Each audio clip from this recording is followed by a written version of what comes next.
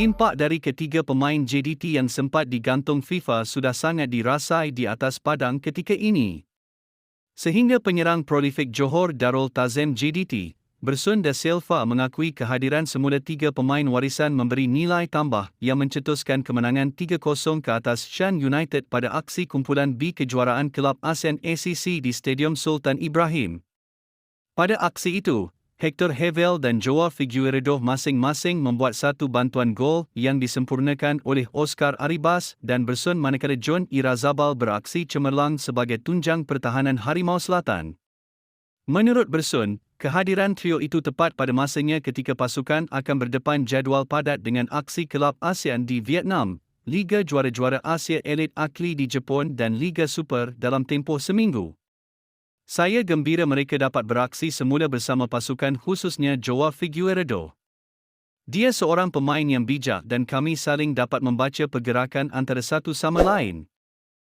Malah, dia membantu saya menjaringkan gol dan saya berbesar hati dapat berkongsi padang dengannya. Kehadiran semula mereka memberi tonik dan kami tahu bagaimana mereka menjadikan pasukan lebih baik di dalam dan juga di luar padang, ujarnya. Pada perlawanan itu, JDT bergelut untuk memecah kebuntuan namun dengan kemasukan ayam tambatan kelahiran Brazil itu, Harimau Selatan berjaya meledak 3 gol dalam masa 5 minit.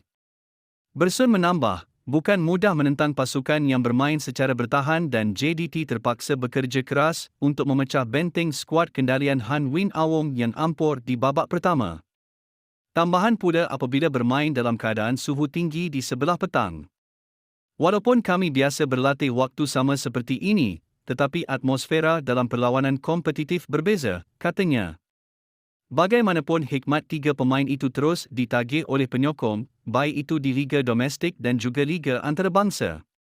Akhirnya sekian informasi kami buat, semoga bermanfaat, jangan lupa subscribe.